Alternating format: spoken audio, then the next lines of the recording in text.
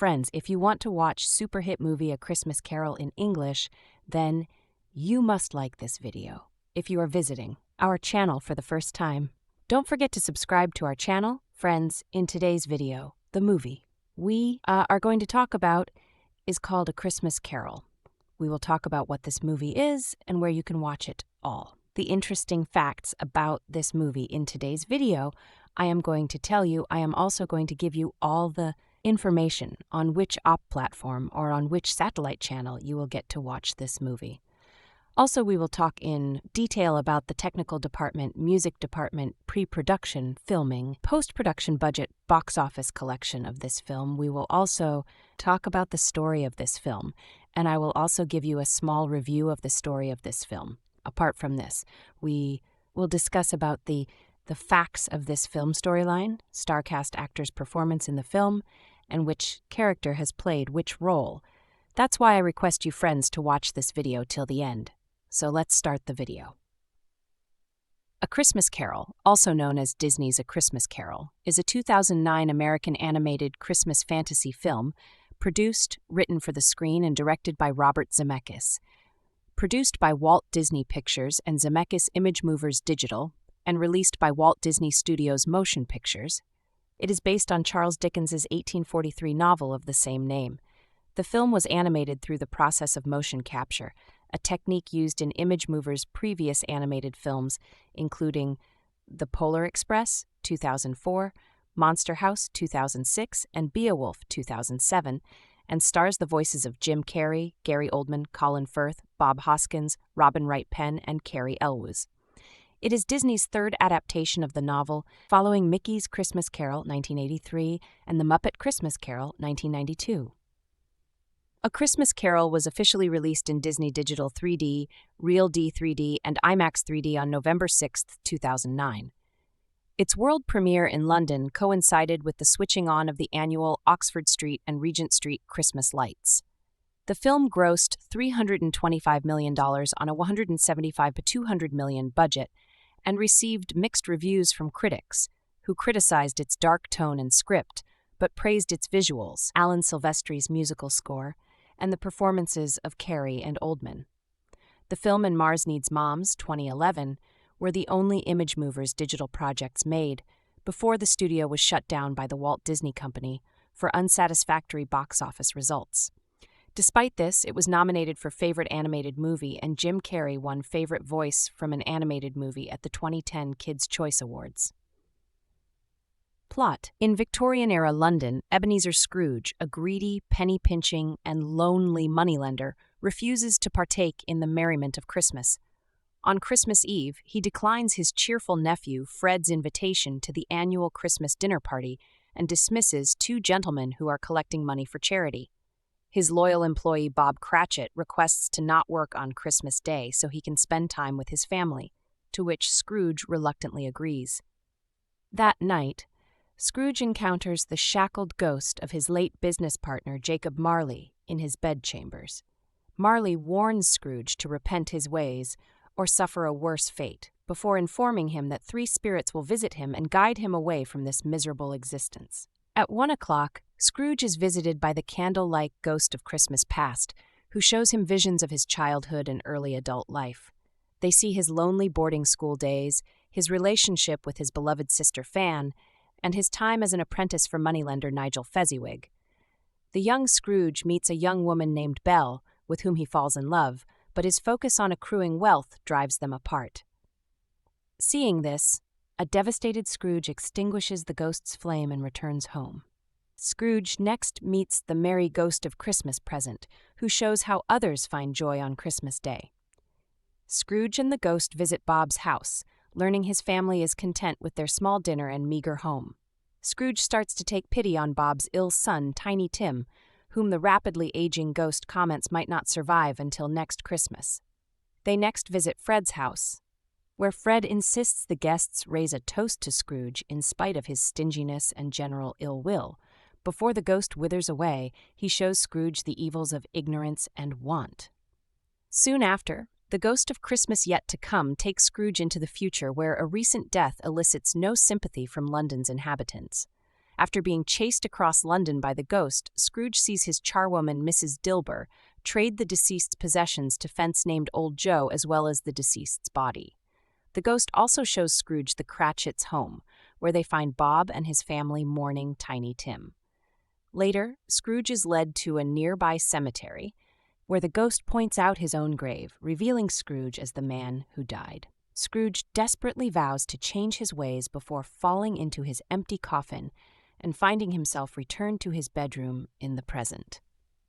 Discovering it is Christmas Day.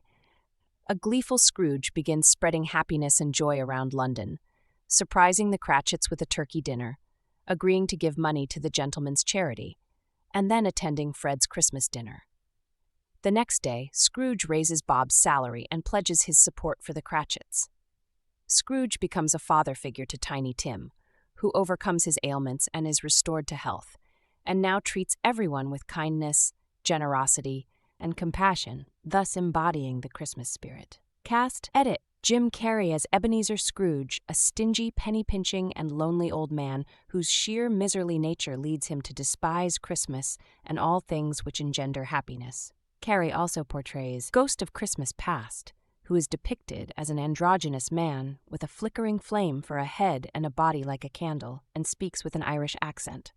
Ghost of Christmas Present, who is depicted as a towering man with red hair, a full beard, and a green ermine robe, and is a jolly figure prone to hearty laughter and speaks with a Yorkshire accent.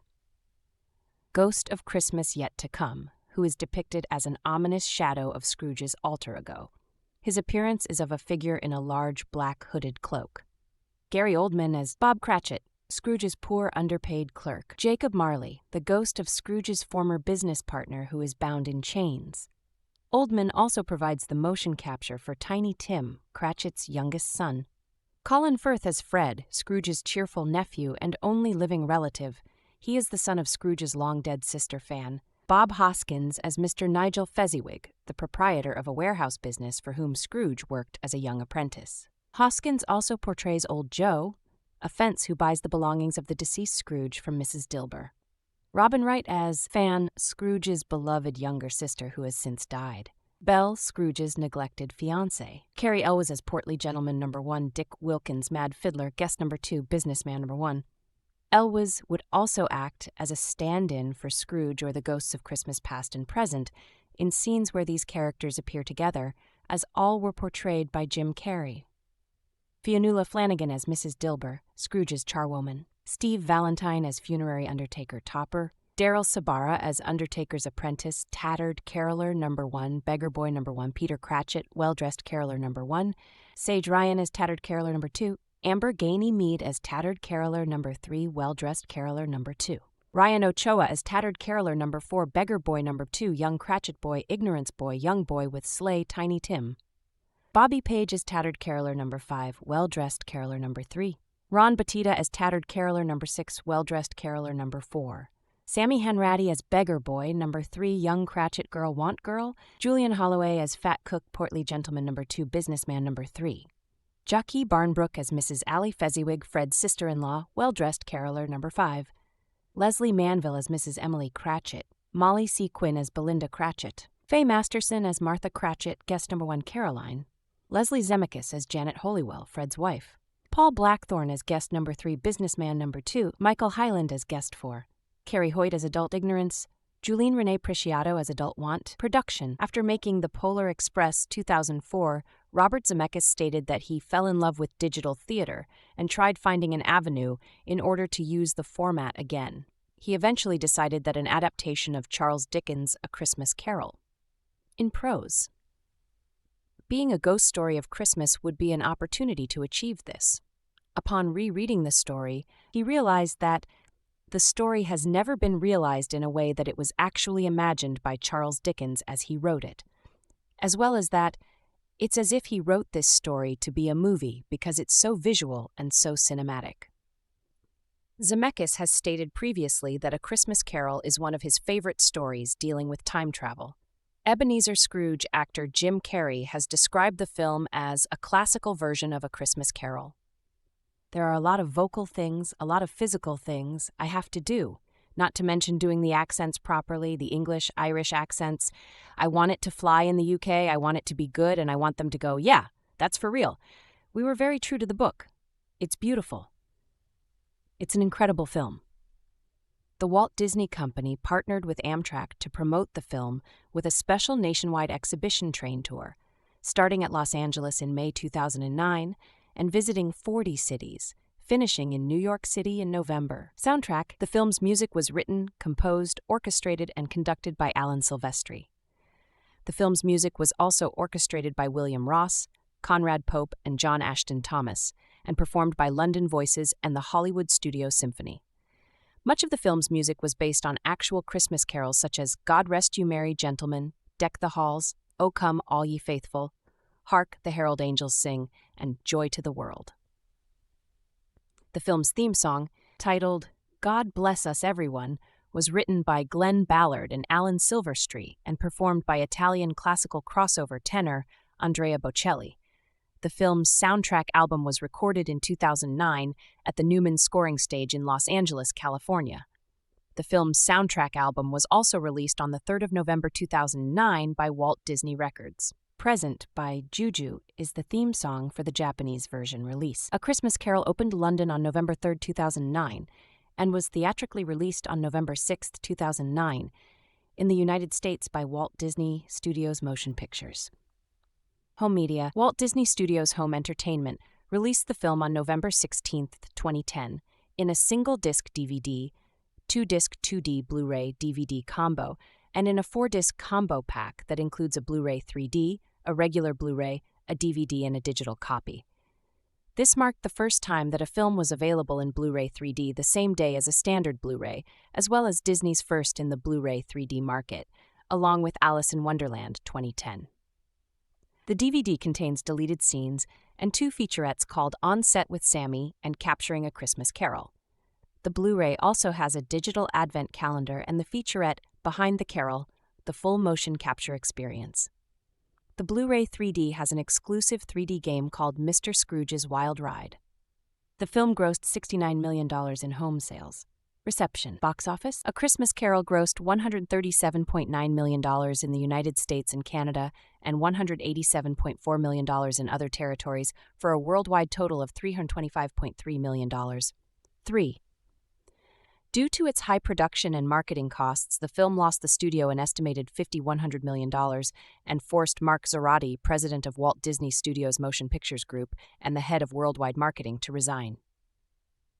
The film opened at number 1 in 3,683 theaters, grossing $30 million its opening weekend, with an average of $8,159 per theater. In the United Kingdom, A Christmas Carol topped the box office on 2 occasions. The first was when it opened. The second was 5 weeks later when it leapfrogged box office chart toppers 2012, The Twilight Saga, New Moon, and Paranormal Activity despite family competition from Nativity, another Christmas-themed film. Critical response: on review aggregator Rotten Tomatoes, 53% of 202 critics have given the film a positive review, with an average rating of 6/10. The site's critical consensus read, Robert Zemeckis' 3D animated take on the Dickens classic tries hard, but its dazzling special effects distract from an array of fine performances from Jim Carrey and Gary Oldman. On Metacritic, another aggregator, the film has a weighted average score of 55 out of 100 based on 32 critics, indicating mixed or average reviews. Audiences polled by CinemaScore gave the film an average grade of B+ on an A+ to F scale. Roger Ebert of the Chicago Sun-Times gave the film 4 stars out of 4, calling it an exhilarating visual experience. 24. Owen Gleiberman of Entertainment Weekly gave the film an A, applauding the film as a marvelous and touching Yuletide toy of a movie. Joe Neumeyer of the New York Daily News gave the film 3/5 stars and stated the film is well-crafted but artless, detailed but lacking soul. Mary Elizabeth Williams of Salon.com gave the film a mixed review, claiming the movie is a triumph of something, but it's certainly not the Christmas spirit. Joe Morgenstern of the Wall Street Journal wrote in his review that the film's tone is joyless, despite an extended passage of bizarre laughter, several dazzling flights of digital fancy, a succession of striking images, and Jim Carrey's voicing of Scrooge, plus half a dozen other roles. The Daily Telegraph reviewer Tim Roby wrote, "How much is gained by the half-real visual style for this story is open to question. The early scenes are laborious and never quite alive, and the explosion of jollity at the end lacks the virtue of being funny." Peter Bradshaw in The Guardian also criticized the technology. "The high-tech sheen is impressive, but in an unexciting way. I wanted to see real human faces convey real human emotions." Time Out London praised the film for sticking to Dickens' original dialogue, but also questioned the technology by saying, "To an extent, this Christmas Carol is a case of style and stylization overwhelming substance." A Christmas Carol is a 2009 American 3D computer-animated fantasy comedy drama Christmas movie. It was directed and written by Robert Zemeckis. It stars Jim Carrey, Gary Oldman, Colin Firth, Bob Hoskins, Robin Wright, and Cary Elwes. The movie was released on November 6, 2009. It was based on the Charles Dickens book A Christmas Carol. Roger Ebert gave it 4 stars. Disney's A Christmas Carol by Robert Zemeckis and Charles Dickens, of course, is an exhilarating visual experience and proves for the third time he's one of the few directors who knows what he's doing with 3D. The story that Dickens wrote in 1838 remains timeless, and if it's supercharged here with Scrooge swooping the London streets as freely as Superman, well, once you let ghosts into a movie, there's room for anything. The story I will not repeat for you. The ghosts of Christmas past, present, and future will not come as news. I'd rather dwell on the look of the film, which is true to the spirit of Dickens in some moods, as he cheerfully exaggerates. He usually starts with plucky young heroes or heroines and surrounds them with a gallery of characters and caricatures. Here his protagonist is the caricature, Ebenezer Scrooge, never thinner, never more stooped, never more bitter. Jim Carrey is in there somewhere beneath the performance capture animation. You can recognize his expressive mouth, but in general, the Zemeckis characters don't resemble their originals overmuch. In his The Polar Express, you were sure that was Tom Hanks, but here you're not equally sure of Gary Oldman, Tim Roth, Robin Wright Penn, or Bob Hoskins. Zemeckis places these characters in a London that twists and stretches its setting to reflect the macabre mood. Consider Scrooge's living room, as narrow and tall just as he is. The home of his nephew Fred, by contrast, is as wide and warm as Fred's personality. Animation provides the freedom to show just about anything, and Zemeckis uses it. Occasionally, he even seems to be evoking the ghost of Salvador Dali, as in a striking sequence where all the furniture disappears and a towering grandfather clock looms over Scrooge and a floor slanting into a distant perspective. The 3 starring ghosts are also spectacular grotesques. I like the first, an elfin figure with a head constantly afire and a hat shaped like a candle snuffer. Sometimes he playfully shakes his flames like a kid tossing the hair out of his eyes. After another, ghost flies out the window, Scrooge runs over to see the whole street filled with floating spectral figures, each one chained to a heavy block, like so many Chicago mobsters sleeping with the fishes. Can you talk about performances and characters so much assembled by committee? You can discuss the voices, and Carrey works overtime as not only Scrooge, but all 3 of the Christmas ghosts. Gary Oldman voices Bob Cratchit, Marley, and Tiny Tim. I remain unconvinced that 3D represents the future of the movies, but it tells you something that Zemeckis' 3 3D features, also including Beowulf, have wrestled from me 11 of a possible 12 stars. I like the way that Zemeckis does it. He seems to have a more sure touch than many other directors, using 3D instead of being used by it. If the foreground is occupied by close objects, they're usually looming inward, not out over our heads. Note the foreground wall-mounted bells that we look past when Scrooge, far below, enters his home. As one and then another slowly starts to move, it's a nice little touch. Another one. The score by Alan Silvestri sneaks in some traditional Christmas carols, but you have to listen for such as God Rest Ye Merry Gentlemen, when its distinctive cadences turn sinister during a perilous flight through London. So should you take the kiddies? I'm not so sure. When I was small, this movie would have scared the living ectoplasm out of me. Today's kids have seen more and are tougher.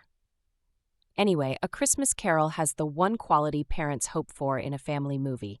It's entertaining for adults. A Christmas Carol review, nightmarish and bold, this creepy take on the classic Charles Dickens tale is lacking the usual fluffy trimmings of a Christmas film, and instead goes for the ghoulish. In a sparkling piece of casting, animated Jim Carrey takes on the archetypal role of Ebenezer Scrooge, and instead of delivering a cartoonish performance, serves up a truly morose and affecting old codger. It seems pointless to go into the plot or the character, as they are so synonymous with Christmas, but here is a quick rundown. A cheapskate business owner is visited by 3 ghosts who terrorize his night's sleep until he gets into the Christmas spirit. What is beautiful about Zemeckis' film is the richness of the detail. The score is huge and sweeping, the pacing is beat perfect, moving the audience through drastically different scenes without much jarring, and the tone is consistently engrossing throughout. Never does the film drop the bauble and fail to deliver what it sets out to do. There is always a reason why certain stories are dubbed timeless, and Dickens' A Christmas Carol is certainly that. To become a festive tradition, a story must transcend the usual elements of a good story and instead capture something quintessential. The reason why we keep revisiting Scrooge, a title which has had its own cultural impact, is the deep fear we all have of that possible darkness inside us that a simple tragedy or hardship could trigger at a moment's notice, and we lose ourselves to misanthropic moping. The fact that Jim Carrey, known for being such a wildly animated performer, is slumped into this character has a huge effect on viewers, reinforcing this fear of the oblivion in our own subconscious. When we take a look at Michael Caine's version of Scrooge in the movie with the Muppets, there can also be huge similarities drawn. Many viewers will probably feel this depiction of A Christmas Carol is too terrifying for a Christmas film, especially an animated one. But for audiences looking for a festive film that captures the truly haunting nature of this ghost story from a literary giant, Robert Zemeckis delivers an undeniable triumph. An exhilarating visual array of breathtaking motion capture animation with a touch of the macabre. Disney's A Christmas Carol, directed by Robert Zemeckis, is an outstanding adaptation of the literary classic. Instead of attending the cinema this week, with the box office offerings on the anemic side as we gear up for the bulk of Oscar season heavy hitters, I decided to rewatch Disney's A Christmas Carol. Charles Dickens' masterpieces have long since been a source of inspiration for film adaptations of literature. Specifically, A Christmas Carol was actually one of the earliest films period, let alone adaptations. The first adaptation of A Christmas Carol was a British film in 1901 titled Marley's Ghost.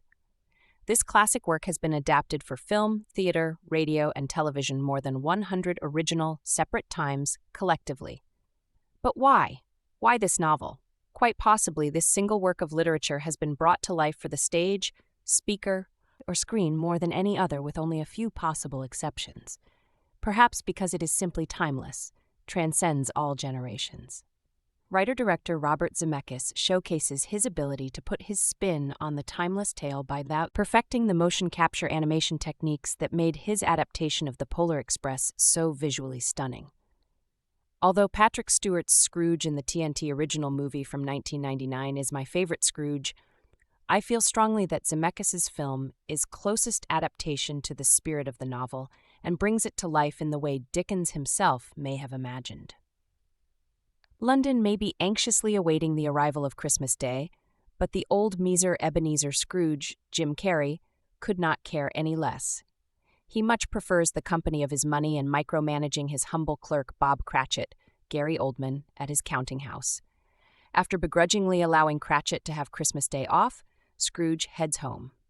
Upon arrival to his stately but lonely townhouse, Scrooge encounters the ghost of his dead, and there is no doubt about that, business partner Jacob Marley, Oldman. In an effort to spare Scrooge his horrifying fate, Marley informs Scrooge that he will be listed by 3 spirits: Carrey. The ghosts of Christmas past, present, and yet to come respectively take Scrooge on a terrifying journey through his life in hopes of transforming his selfish bitterness and embrace the selfless love and joy of Christmas. Prior to analyzing this adaptation, as it is a story most of us know and cherish, I'd like to look at why. Why has this work of literature been adapted for nearly every storytelling medium? The short answer is that it is a story that is as relevant today as it was in the 1800s. Much like with his other masterpieces, Dickens captures so much about the human condition in what amounts to a short story. The novel is not terribly long, with many in the U.S. feeling as though, much like in Dickens' world, that we are being divided up into the rich and poor. This novel rings especially true. In fact, there are definitely high-profile people in our economy echoing Scrooge's words, "Have we no prisons? Have we no workhouses?" Not that we have a physical debtor's prison or workhouses in the old-fashioned sense, but there are certainly elements of our society which parallel them. The story hits close to home for many.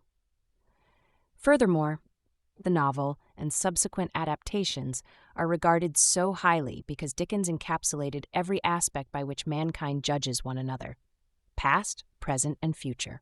This is the foundation of a single person or people as a unit.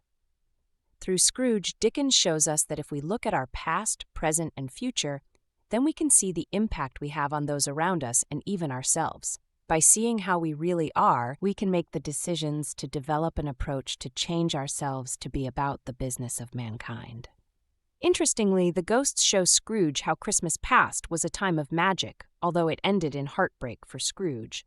Christmas present depicts how commercialism and greed have all but wiped out the magic with a glimmer of hope, as shown by Cratchit and Fred. And Christmas yet to come shows Scrooge and us a world without the magic of Christmas, a world that we created.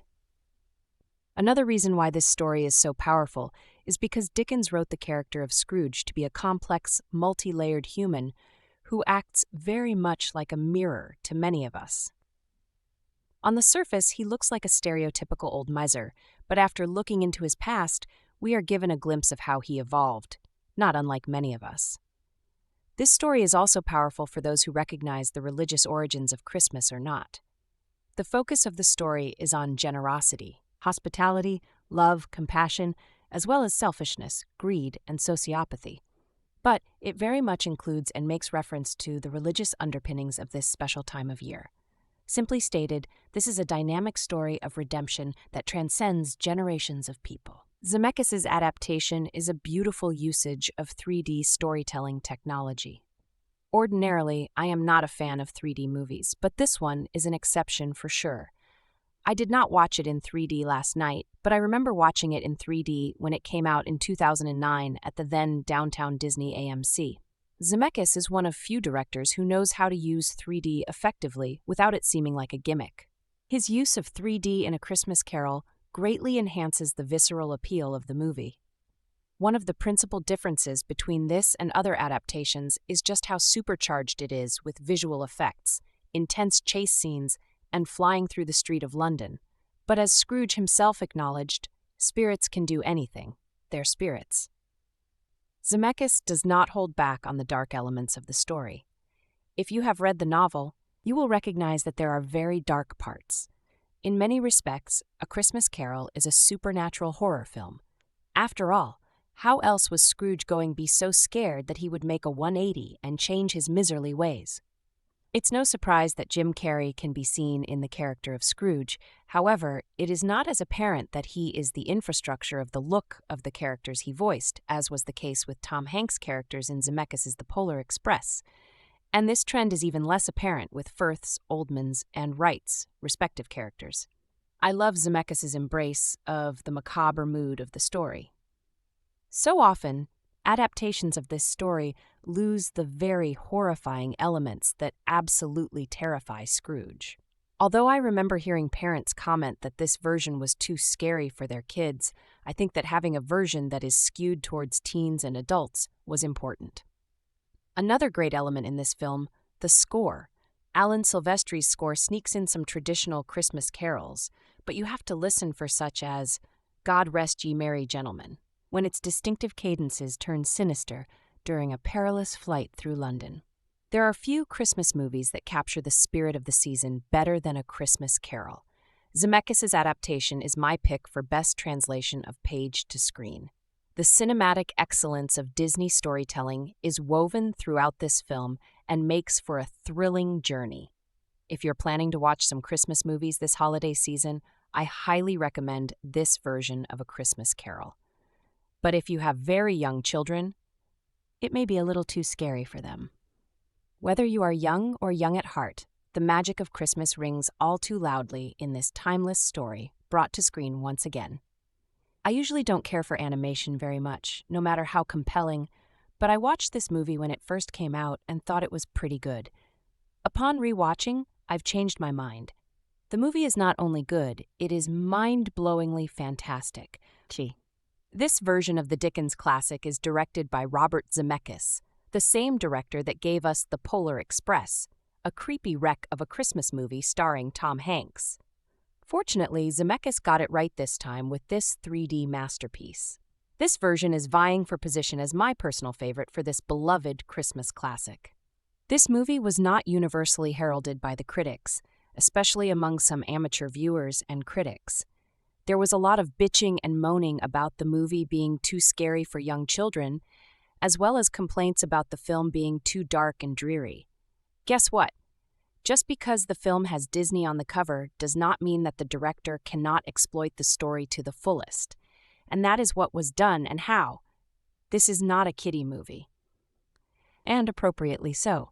So just send the kiddies to their rooms and enjoy this adult film version of an adult Christmas story. Also, there is Jim Carrey, who seems to attract bad reviews no matter how brilliant his performance, and he was brilliant here. The animation throughout was crisp and superb, and Jim Carrey deserved an Oscar for his performance, playing several roles. Carrey nailed the character of Scrooge so vividly that the viewer has no trouble believing that he is in the midst of the story. There was no Grinch letdown in improv here. He was magnificent in his character. The visit from the long-dead Marley was absolutely terrifying and damn near perfectly done, setting the tone for the nightmares that followed. Again, the animation was so good and realistic that the viewer becomes absorbed by its realism. Only in the horse and carriage chase scene was the animation conspicuous, a scene that I think could have been omitted, but this was only a tiny flaw in what was an almost perfect movie. There's no point in going over the plot, since Dickens' beloved tale has been ingrained into our very being. Everyone knows about the story's crotchety old money grubber Ebenezer Scrooge, the various Christmas ghosts, the underpaid Bob Cratchit, and his ill son Tiny Tim, and Scrooge's last-minute redemption. And Zemeckis doesn't reinvent that story, besides turning it into an amusement park exhibition. Victorian London becomes a funhouse in the director's hands, as the frame moves wildly about the film's world like some Disneyland ride. As Scrooge zips through the sky or shrinks down to the size of a mouse to ride an ice slide, the entire show becomes a physical exercise versus a trial of the character learning to love Christmas again. The computer-generated animation makes it all look very real, and the 3D presentation, should you choose to endure it, makes the environment pop with faux corporeality. Motion capture animation, or mocap, involves placing receptor nodes all over an actor's body, and as they act out a scene, a computer translates their movements into a digital format. So every celebrity acting in the film does more than just provide their voice. Still, the majority do not feel like full performances, despite actors like Gary Oldman, Colin Firth, Bob Hoskins, and Robin Wright Penn in the cast.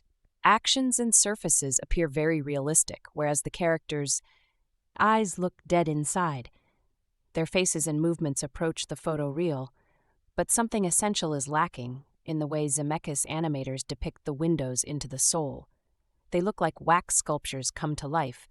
It's creepy, and it will probably scare small children. Jim Carrey plays Scrooge, as well as the first two Scottish-accented Christmas ghosts, all of which resemble Carrey in a peculiar way. He never quite disappears into any of the roles, so there's always an inkling of the actor underneath. It's a distracting effect, akin to Tom Hanks' multiple roles in The Polar Express. Carrey's usual over-the-top persona exaggerates every aspect of his characters, particularly his Scrooge, the zaniest Scrooge in all of cinema. The filmmakers have made the character into a compendium of physical humor. Scrooge falls down some stairs, outruns a ghostly stagecoach, and soars high above London, all to the delight of small children who might otherwise be frightened by the dark tone of the film.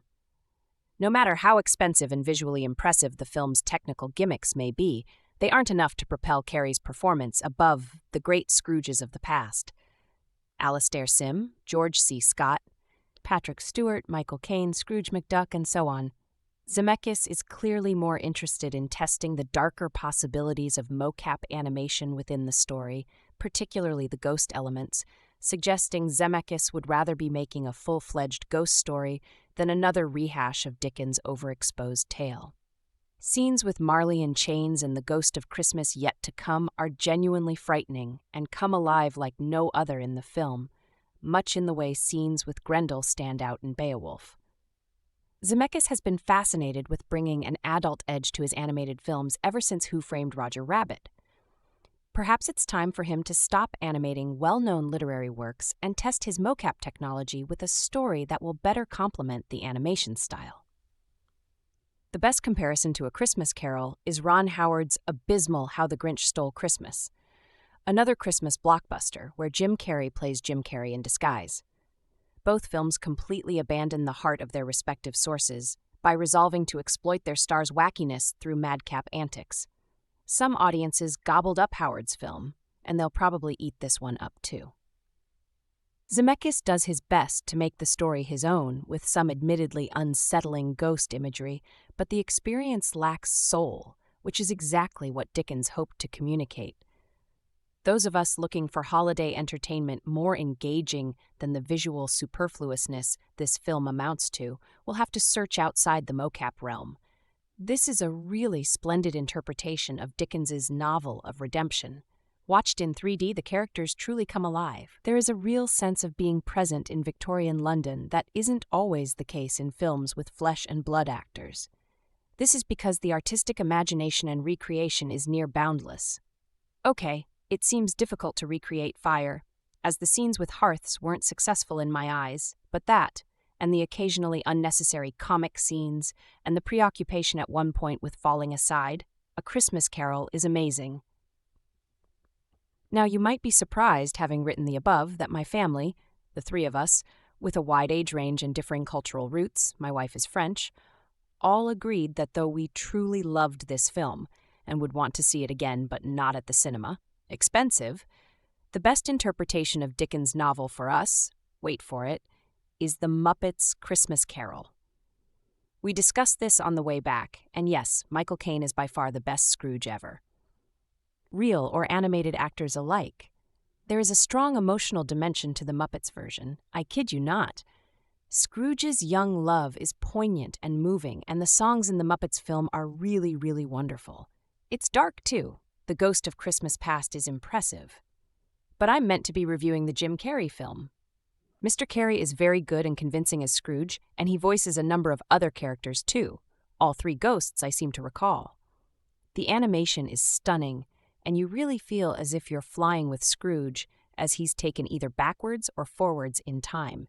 The attention to detail is quite staggering.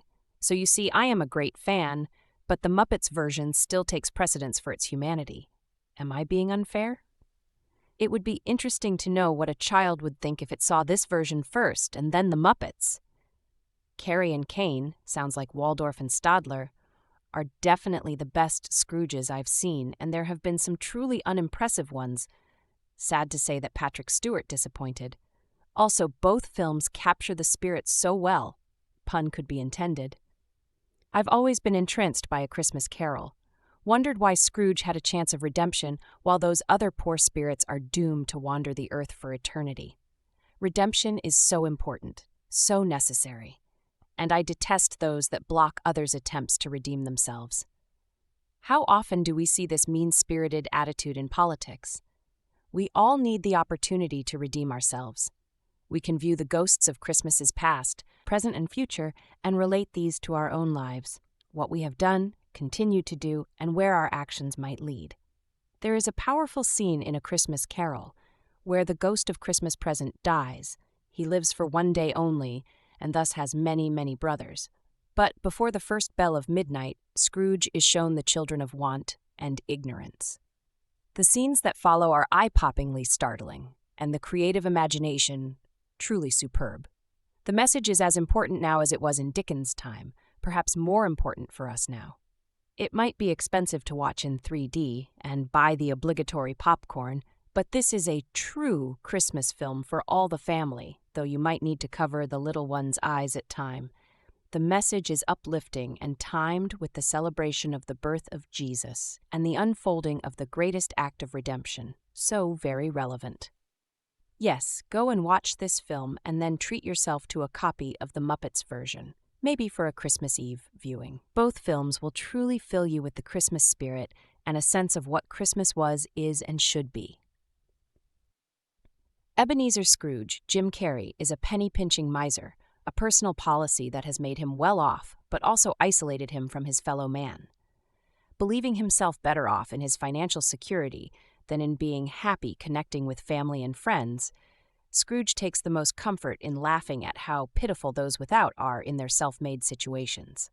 When the ghost of his old business partner, Jacob Marley, Gary Oldman, makes an appearance, he gives Scrooge a glimpse of what awaits him in the afterlife unless he changes his ways. To help him see what must be done, Marley tells Scrooge he will be visited by 3 spirits. Okay, you know the story and how it ends. My personal favorite of the classic versions was always the one with George C. Scott as Ebenezer, whereas my favorite reinterpretation of the tale has always been Bill Murray's turn in Scrooged. This new version, however, is a little of both, using motion capture and CGI to take Scrooge not only through time, but across a sweeping landscape every time the camera moves. In the same way that Peter Jackson's King Kong kept upping the ante from the original, 3 T-Rexes instead of 1, jumping at biplanes instead of mere swiping, this latest Christmas Carol agenda seems mostly interested in pushing everything over the top. Better, stronger, faster. Steve Austin would be proud. The other side of the equation is Jim Carrey himself, playing multiple roles as Scrooge and all of the ghosts. He isn't alone. Many in the cast does the same as well. Unlike the film production, however, Carrey seems to be reined in and focused on each character, particularly Scrooge himself. Like an actor who's been given a dream role, or several in this case, it works better than one might imagine, except for those who actually enjoyed The Truman Show and already believe Jim has chops. Carrey gets to be both his silly self and stretch his acting chops, all without a drop of makeup. Too bad the filmmakers could barely keep the camera still long enough to capture the performance rather than sweep the audience off their feet. Especially in 3D where available, Disney's A Christmas Carol accomplishes exactly what it sets out to do: update a classic holiday story by showing off as many filmmaking tricks as possible in the hopes people will line up for tickets. Somewhere underneath it all, however, is a versatile actor who's so good at making faces and taking pratfalls that most audiences fail to notice he's a good performer too. And then I saw the opening scene of the film at Comic-Con, and the first line of Dickens' take, "Marley was dead." Coupled with the scene of Marley's ghost terrorizing Scrooge, I've been excited for the movie ever since. A Christmas Carol is not only another step forward in the field of 3D motion capture cinema, but an adaptation which realizes that when you have ghosts of Christmas past, present, and future, you have a ghost story, and ghost stories are supposed to be scary. A Christmas Carol will make your little children cry, and I really enjoyed the movie. There may be a loose correlation between the two. Since you already know the story, I'll explain what Zemeckis has done to make it worth your time. To begin, as he showed with his prior film, Beowulf, he's beyond shooting objects out of the screen just because he can. The purpose of 3D in A Christmas Carol is for infinite depth of field and uninterrupted camera movement. These are the advantages of all 3D films, not throwing a yo-yo out of the screen. Where A Christmas Carol takes a huge step forward is in motion capture and CGI humans. Through a new program used to track retinal movements, Zemeckis has solved the dead eye problem. And while there are few characters who still seem animatronic, most of all Scrooge's nephew Fred, Colin Firth, Scrooge is alive. The character's greatest technical asset is his age, so that the facial movements are distinct and the tightness of the skin allows for subtle tics and tiny details, which make the character feel realistic, but not pretending as if this isn't animation. With the eye problem solved, Zemeckis' next challenge will be skin, as the film's chubbier and younger characters still look off. But why aim for verisimilitude of Jim Carrey when you have Jim Carrey? What's the point other than proving that you can? While it would be no challenge to put Scrooge makeup on Carrey, the advantage of the animation is that it can de-age him. He can play his character as a child, as a young man, as the flickering childlike ghost of Christmas past, and the hearty ghost of Christmas present. Gary Oldman can play not only Bob Cratchit, but Cratchit's son, Tiny Tim, and Scrooge's former partner, Jacob Marley. It's not a matter of trying to save money on actors, but a thoughtful reason for having one actor play multiple roles. This is not an Eddie Murphy movie. Also, unlike an Eddie Murphy movie, A Christmas Carol intentionally scares children. As I said before, this is a ghost story, and parents should know that if they pay the $15 per ticket to the 3D version, they may only get to see about 30 minutes of the film before their child wants to leave. If you pay to see the IMAX 3D version, tell your kid that the economy sucks and they'll have to tough it out. There was a time when it was okay to have scary moments in kids' movies. Parents will be left wondering how this movie and Where the Wild Things Are got PG ratings. My answer: they don't have swear words. You're welcome. It's simple to dismiss Robert Zemeckis and his ongoing quest to tell stories in 3D with motion capture, but I'm learning to have faith in him. A Christmas Carol speaks in a Dickensian English with some serious vocabulary for a family film, features scares that even adults will find unnerving, and if not for a 5-minute set piece that's out of place with the rest of the film's tone, this version is a successful telling of the tale. You'll still cringe with, "God bless us, everyone," but that one is on Dickens. Give some credit to Robert Zemeckis. Charles Dickens' classic tale of Ebenezer Scrooge is given an animated Disney look, and if you so wish, 3D, 2D is still available. I just had to go for the 3D option in an attempt to try to make my mind up whether I like it better or not. Scrooge is taken on a journey of redemption by 3 ghosts, the ghost of Christmas past, present, and future. Going back, looking at his life as it was, how it is today, and how it will not be for very much longer. But can he be convinced to change his ways? I want to start this off by stating that after watching this, my thoughts were, this has to be one of the most remade, retold stories. In the classic and non-classic methods over the years, as it always seems to become relevant. Everyone knows a Scrooge, maybe not to the extent of the one in this story, but it is kind of Christmas thing if you do not get into the spirit you are Scrooge. But you really do not want to be compared to Scrooge, well, maybe at the end, as it really is not the best thing to be. Scrooge is a rich man, but will not help anyone with his money, back in the Victorian era of workhouses, etc., and thinks poor people do not deserve to be in contact with him. This is one of the things that made him as bitter and twisted as we see him in the movie. But anyone who is that bitter and twisted must have a reason, right? Of course they do. Looking back into the past, it is obvious to see that Scrooge realizes his mistakes, and the hurt of them still hurt watching it back. But also the joy he once lived also hurt, especially when he realized that he gave it away. You cannot help but think, imagine if that happened, and I got to look at my past. The good and bad parts, which makes you want to make sure you make the most of today so your past will always look pretty good, or at least not bad. But that will never happen. You have to make choices all the time, and who is to know when you will make a bad choice and when it will be a good choice? Only time can tell with that. I actually think the present ghost is probably the scariest to look at, as this is what you have become and what you are at that very moment. Seeing how people feel about you, disliking a lot in Scrooge's case, this even hurt him a lot having to watch it. He had to be forced to watch it. Like Scrooge, what if you do not like what you see? Will it be too late to change everything and it put it all right? The ghost of Christmas future, does that mean you have one? In Scrooge's case, that is not really an option, or is it? What if he changes and helps people out, those around him who have never been nasty or left even when he was at his meanest? But how the future goes? You can change it, right? I guess so. But that means changing everything you have been doing in the present, and maybe even correct events from the past as well. Everyone loves a changed man at the end of such a story, and of course that is just brilliant.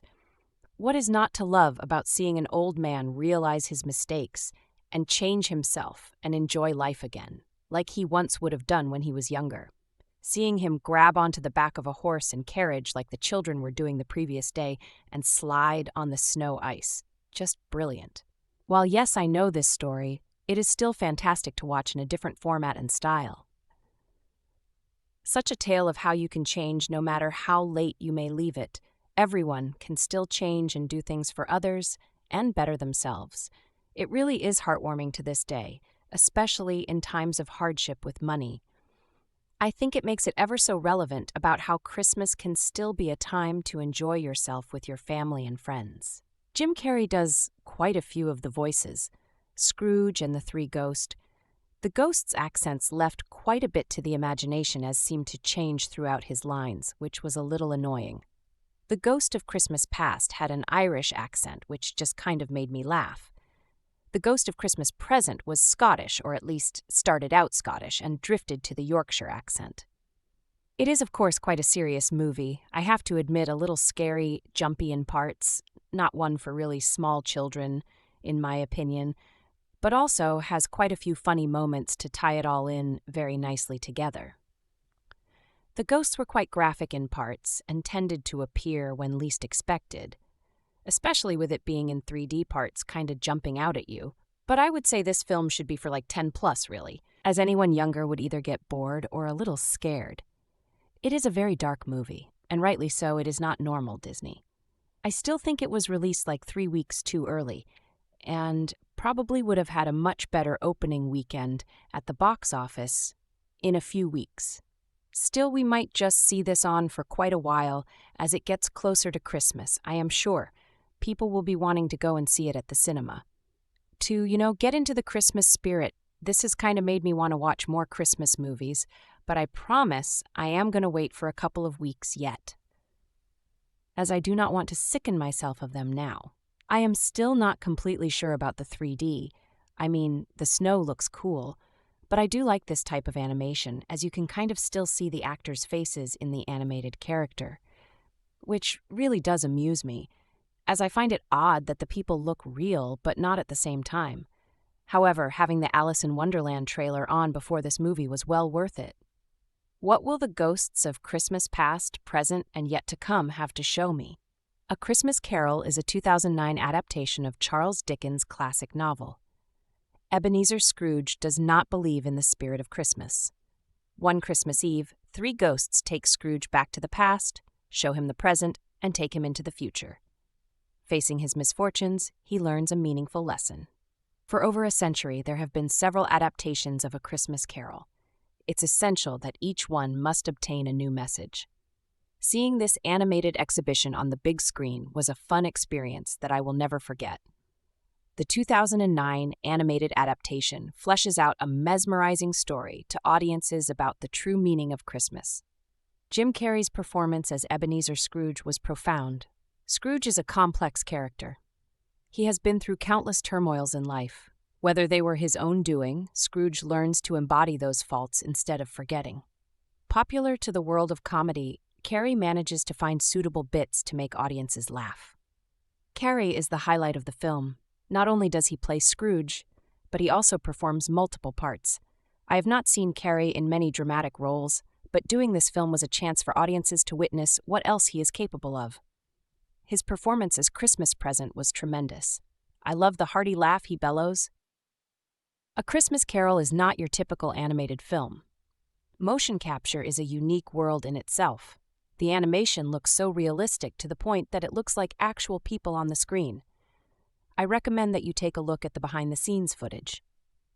A long list of memorable actors filled in for the ensemble of A Christmas Carol. Gary Oldman, Colin Firth, Bob Hoskins, Robin Wright Penn, and Cary Elwes did an outstanding job. Voice actors not only lent their voices but also acted out their characters' actions. Seeing this film on the big screen was an amazing experience. I wish more film companies would distribute motion capture. However, this version of A Christmas Carol is more about the animation than character depth. Because motion capture is a chance to create tons of exotic effects, filmmakers got carried away with it. There are scenes of characters flying or falling through the sky. My favorite sequence is the part where Christmas Present and Scrooge are hovering over locations with a see-through floor. I felt like I was flying with them. I also enjoyed this terrific white-knuckle sequence of a shadow of horses chasing Scrooge through the streets of London. It is noticeable where writers and animators filled in gaps to mesmerize audiences. Yes, it looked splendid, but it didn't have a lot to do with the story. Out of all the film adaptations of A Christmas Carol, this is the darkest. Be aware of dramatic sequences and scary images that may be overwhelming for children. Marley's presence is startling. I still remember flying out of my seat when Marley bellows loudly. A Christmas Carol is an emotional story too, so take caution. All in all, Robert Zemeckis did an outstanding job adapting one of his favorite stories to life. Although he got a bit carried away with the animation, A Christmas Carol is a memorable film. Every version successfully delivers the message behind the story. We cannot lose ourselves to mistakes. Live life to the fullest. A Christmas Carol is a story that all generations should read. I recommend that you watch a film adaptation of this story. It's not Christmas unless you watch A Christmas Carol. One thing's for certain with Robert Zemeckis' latest attempt at motion capture CGI animation, kids need not apply. I have had conversations with fellow critics, and the conclusion I've come to concerning children and Disney's A Christmas Carol is that while some elements may indeed frighten some kids, the overall complaint will be that it's just too boring.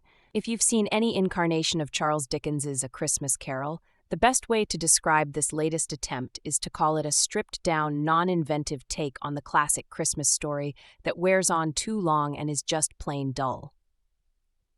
By the time I hit The Ghost of Christmas Is Yet to Come, I was ready to check out. I knew what was coming and wasn't expecting any deviation.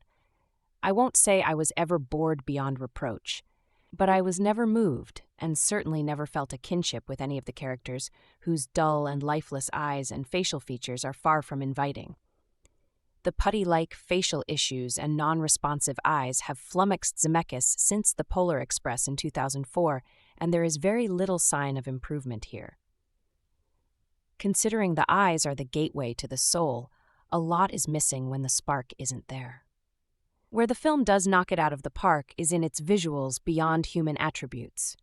The atmosphere, the set design, the lighting, and the overall appearance of A Christmas Carol is absolutely perfect. The golden flicker of candlelight glowing in the darkness is perfectly complemented by the frigid and foggy winter nights of the Dickensian mid-1800s. Of course, the mood of the film is never indicative of its appealing settings. The characters seem to walk through the world oblivious to their surroundings, as if one is not a part of the other. Being a motion capture feature that is entirely true as actors act out their scenes, have their performances captured in a computer, which are then inserted into these photorealistic environments. While this doesn't take away from the visual appeal, it does hit a snag when it comes to connecting to the audience and convincing them they are watching a fully fleshed-out feature. Jim Carrey brought as much as he could to the character of Ebenezer Scrooge, but in the end it felt like you could cast anyone in the role, which Zemeckis proves with Robin Wright Penn as Scrooge's young love, Belle. Zemeckis can change the appearance of any actor to match the look he wants, and as a result, Penn is unrecognizable, and Carrey takes on Scrooge at 5 different ages, as well as plays all 3 ghosts. Considering Zemeckis did very little with Carrey's natural talents for physical performance, and there was very little in the way of comedy, he could have snatched up anyone off the street to dryly humbug their way through this story. In all honesty, everything seems secondary to the attempted leaps in technology in this film. Zemeckis has made statements as to his intentions with the story, such as how the 3 ghosts are alter egos of Scrooge, the importance and accuracy of Scrooge's appearance, and the overall hyper-reality of it all. If the ghosts are alter egos of Scrooge, they only go as far as to mirror his appearance, outside of the Ghost of Christmas Future, who is just a pointing shadow. And like I said, the film is extraordinary visually, but it takes more than good looks to make a good movie. From the inexplicable hissing of the Ghost of Christmas Past to the annoying and boisterous laugh of the Ghost of Christmas Present, Disney's A Christmas Carol has no understood reason to exist. The only thing unique about it was the way in which it was made, and the fact it manages to be so boring. neither of which appeals to me too greatly, despite being a fan of Dickens's story. Didn't Charles Dickens used to be the author of A Christmas Carol? Well, now it's Disney's A Christmas Carol that opens later this week. Even that's a misnomer. It should be Robert Zemeckis' A Christmas Carol. This is not nitpicking, for authorship goes to the heart of what's good and what's not good about this latest cinematic installment of the classic Christmas story. When it comes to name recognition, you cannot ask for more at the holiday season than Disney and A Christmas Carol, so a potent box office is assured. Putting Jim Carrey, Gary Oldman, and Colin Firth on the marquee only adds to the window dressing. Now, about who's the author here. In one sense, this is a most faithful interpretation of Dickens' 1843 novella. Indeed, nearly all the dialogue is lifted from the original text. But this also is writer-producer-director Zemeckis' third motion capture film, following Beowulf and the Polar Express. It has been shot and on accommodating screens will be projected in Disney's trademarked digital 3D. So, taking a few cues from Dickens, and with the latest in digital technology at the creator's disposal, this movie version revels in effects.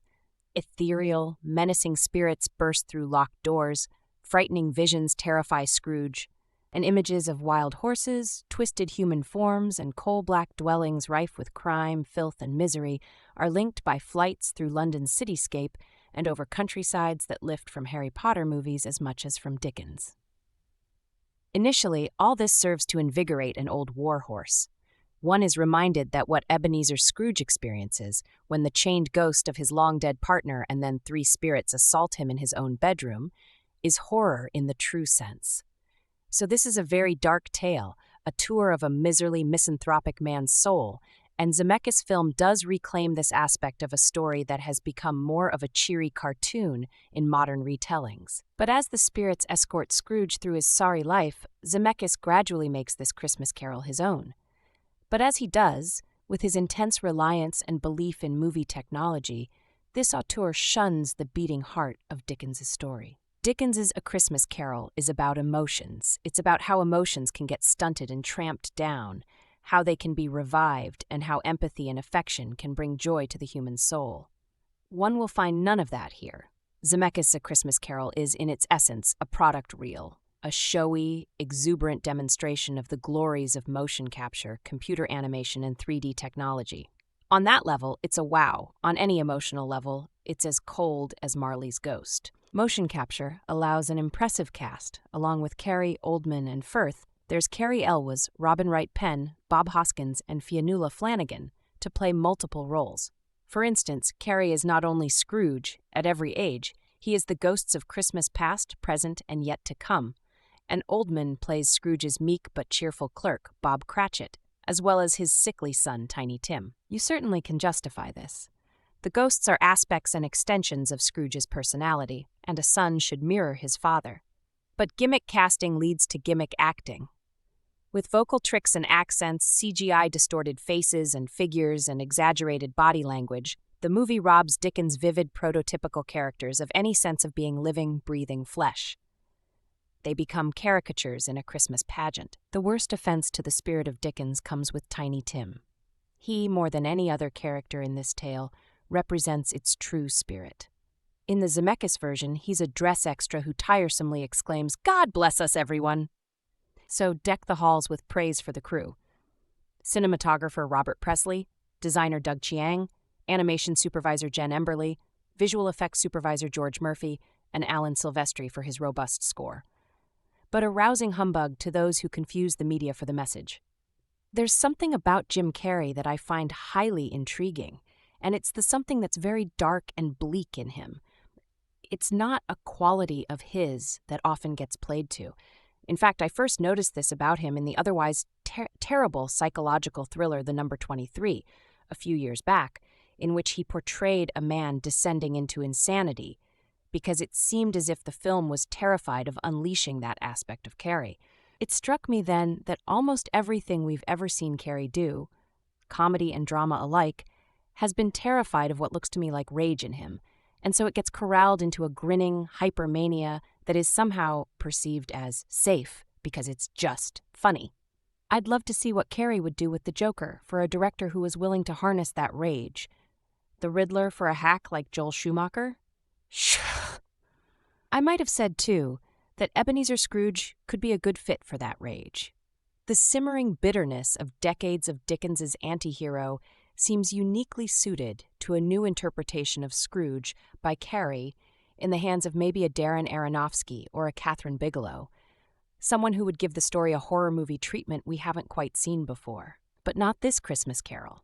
Not from Robert Zemeckis, who appears to have given up making fantasies for grown-ups, Forrest Gump, Contact, in favor of making theme park attractions designed to do nothing more than shut the kiddies up for 90 minutes, if they can sit still for that long for the dazzling. See also the Polar Express. This Christmas Carol panders to the audience at the same time it's insulting us. It assumes we're unable to appreciate a classic of long-standing and ongoing perennial enjoyment unless it's dressed up in 3D IMAX drag and sends us on roller coaster rides through the streets of Victorian London. Hell, it assumes we don't even know this is spun out of one of the most famous works by one of the most famous writers ever. That's why the opening credits actually condescend to inform us that this is based on the classic story by Charles Dickens.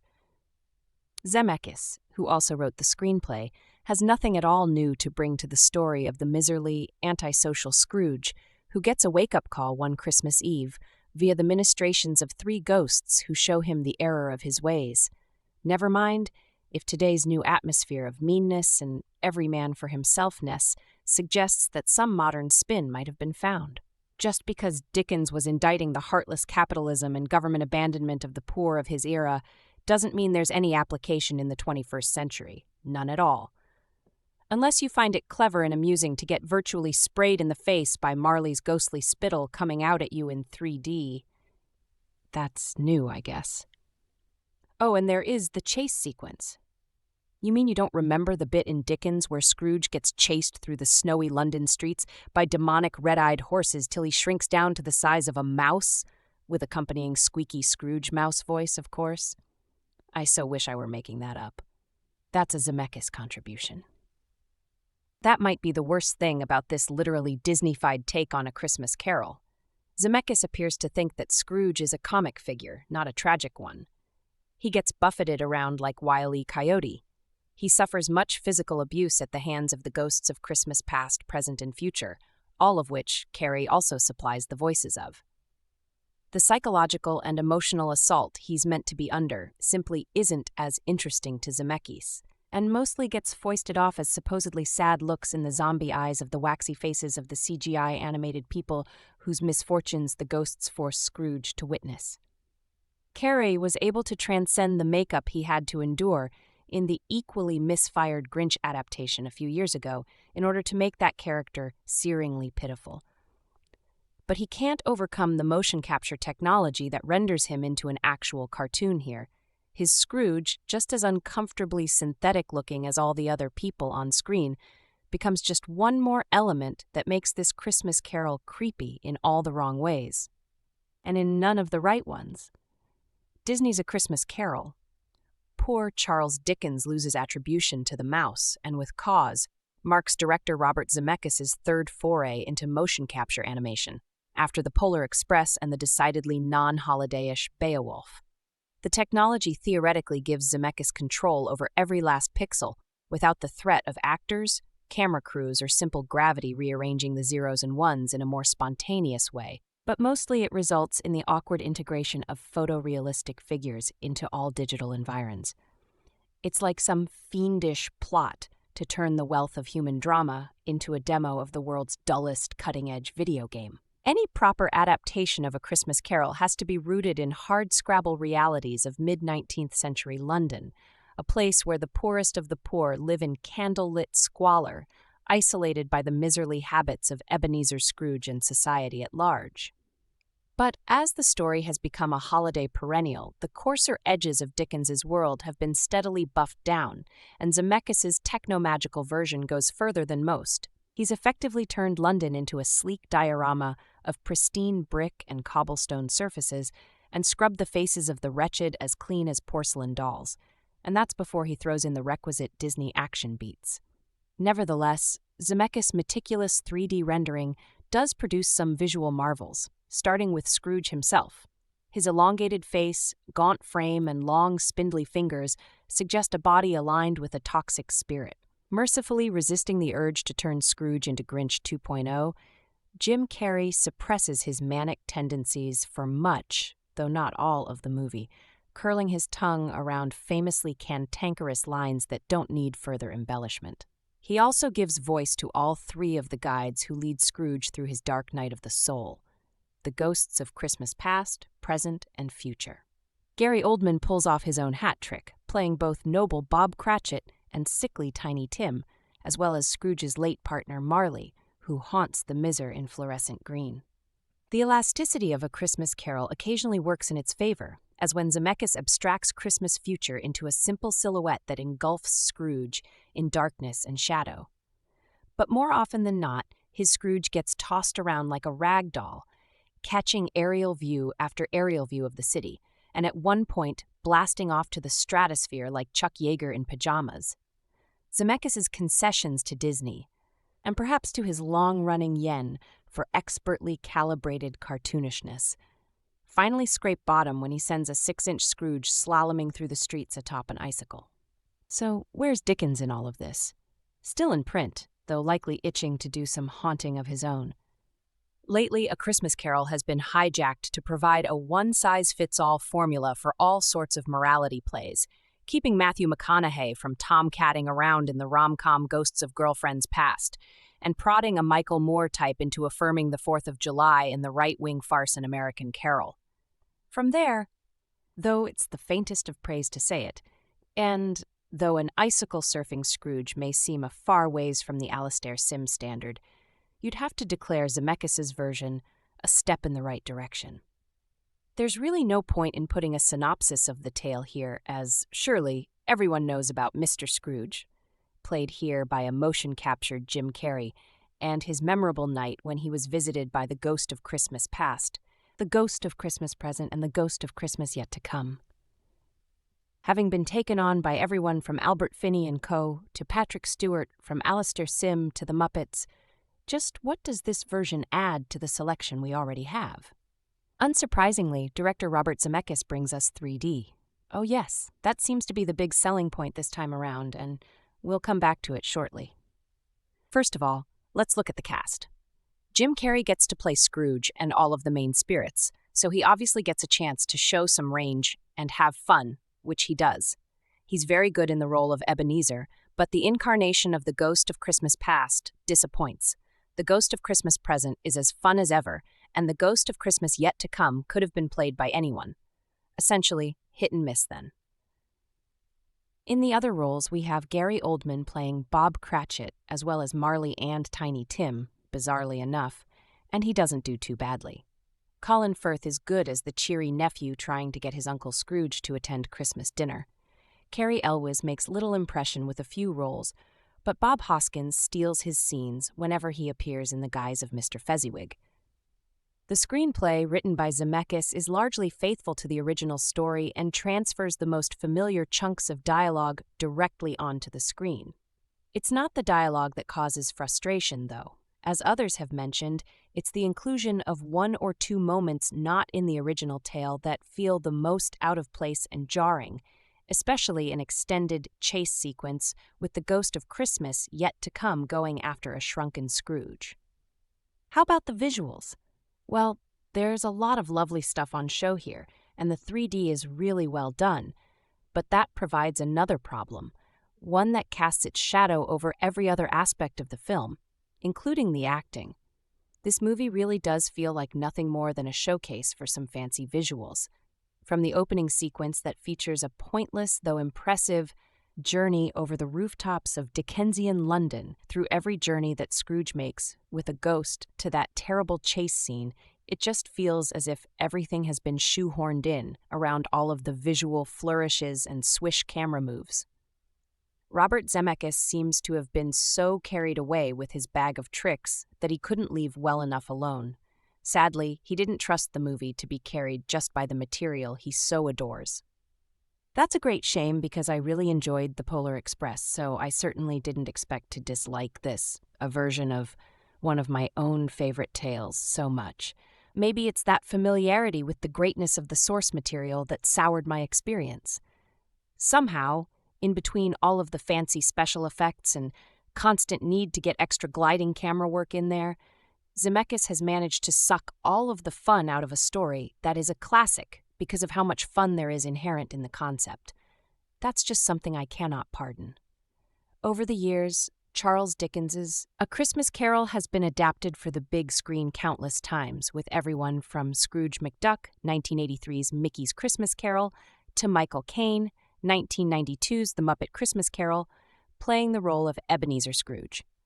Most recently, New Line Cinema's Ghosts of Girlfriends Past took the classic holiday tale to the silver screen, albeit with a few changes. The romantic comedy starring Matthew McConaughey centered on Valentine's Day instead of Christmas.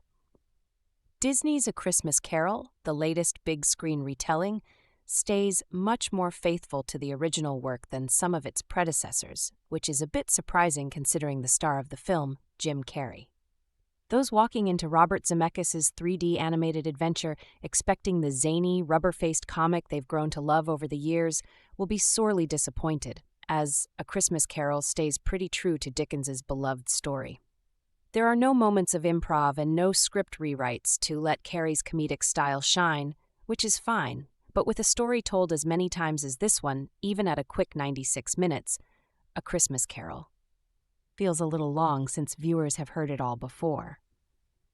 In A Christmas Carol, Carrey plays 7 roles, including Scrooge and the Ghosts of Christmas Past, Christmas Present, and Christmas Yet to Come, although that last credit is a bit of a stretch, as the Ghost of Christmas Yet to Come is merely a shadowy, death-like figure with a creepy pointing finger. Really, crediting anyone with the part is a joke. Also playing multiple roles in the movie is Gary Oldman, Bob Cratchit, Marley's Ghost and Tiny Tim, Bob Hoskins, Mr. Fezziwig and Old Joe and Robin Wright Penn, Belle, Fan, amongst many other supporting players. Really, the only big star who voices just one role is Colin Firth as Fred. While hearing the actor's voice an assortment of roles, though, may sound like fun to differentiate the characters a bit, each actor used a different accent or played with their own accent to create the various voices heard in the film. For some reason, this results in dialogue that's a bit hard to understand at times, making the story, as familiar as it is, difficult to follow during certain scenes.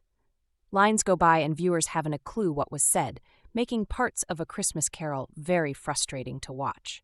Luckily, the 3D effects keep audiences entertained throughout most of the film.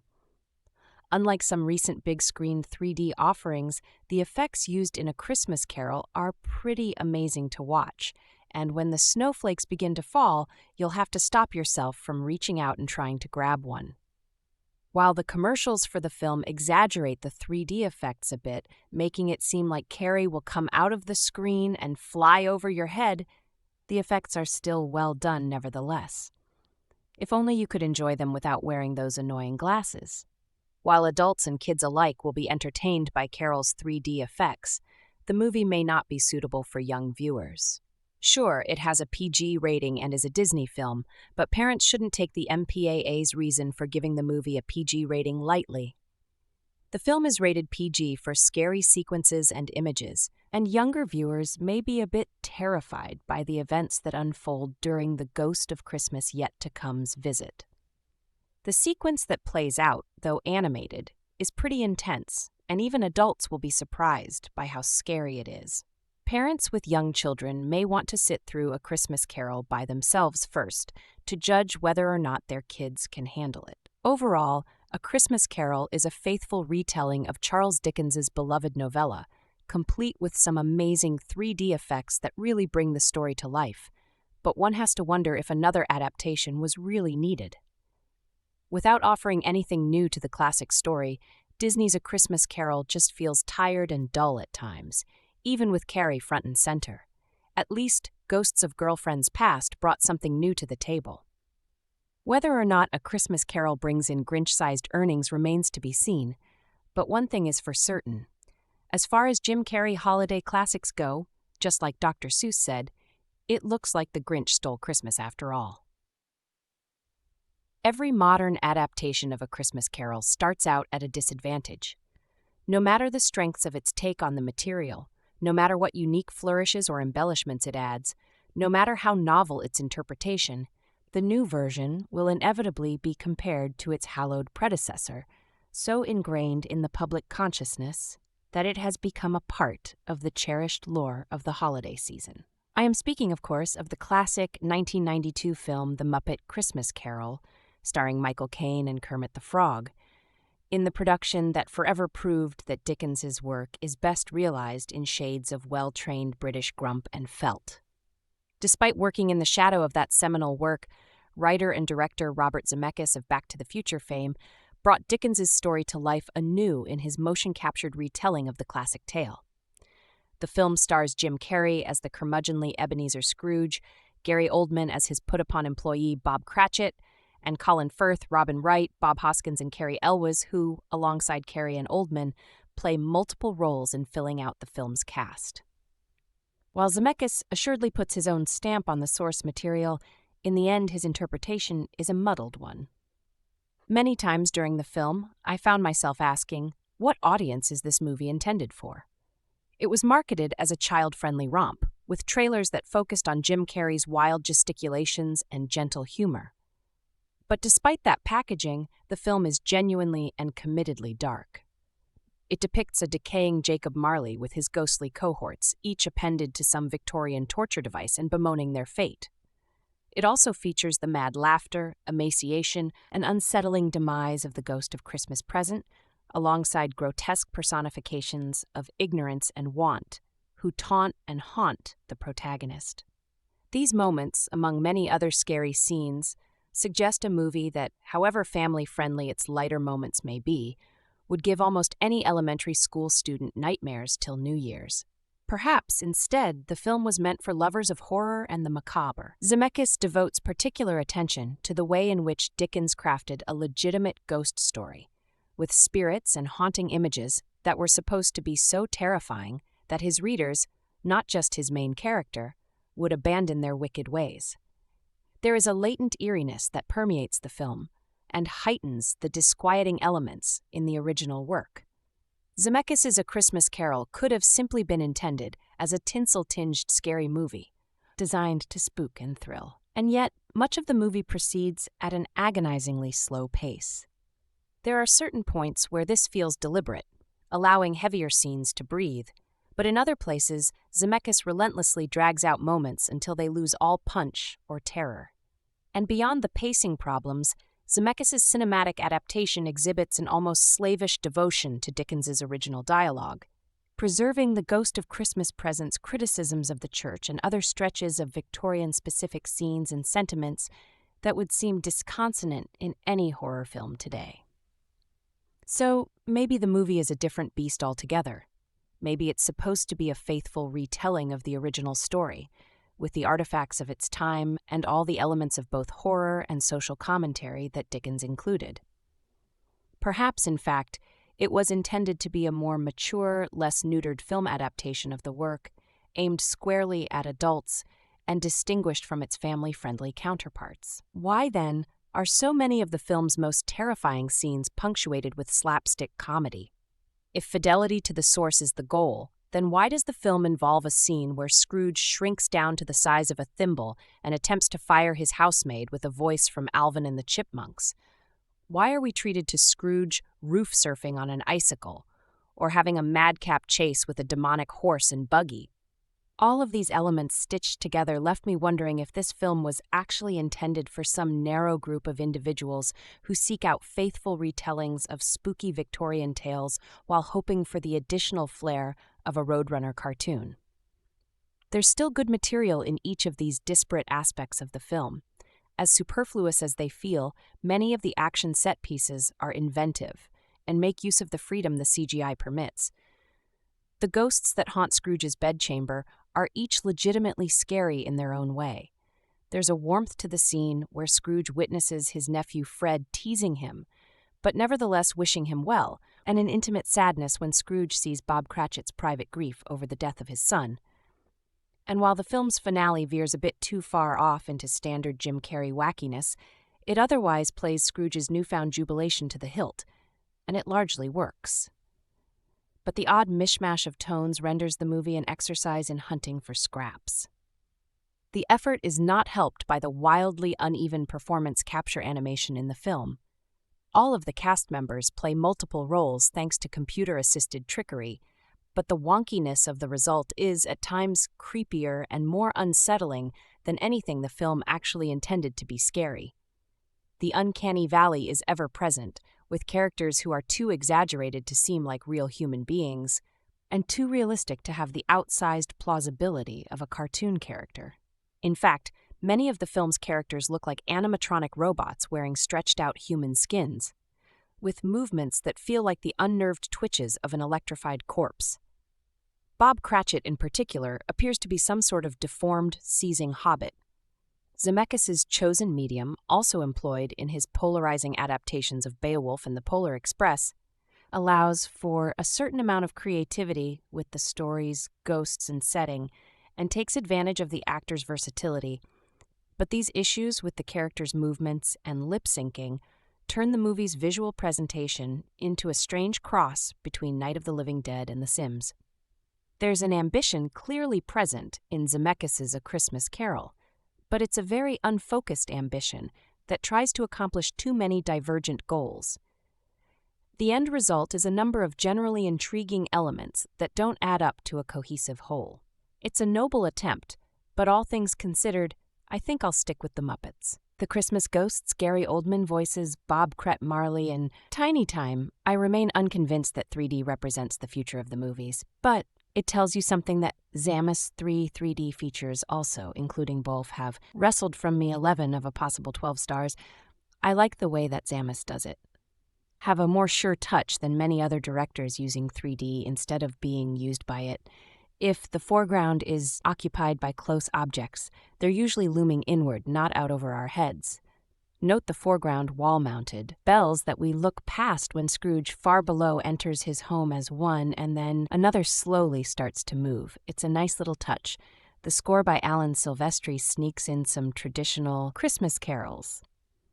But you have to listen for such as God Rest Ye Merry Gentlemen when its distinctive cadences turn, sinister during a perilous flight through London. So should you take the kiddies H? I'm not so sure. When I was small, this movie would have scared the living ectoplasm out of me. Today's kids have seen more and are tougher anyway. A. Christmas Carol has the one quality parents hope for in a family movie. It's entertaining for adults. A Christmas Carol is one of my all-time favorite Christmas stories. Maybe because most of the year I feel like a somewhat cranky Ebenezer Scrooge.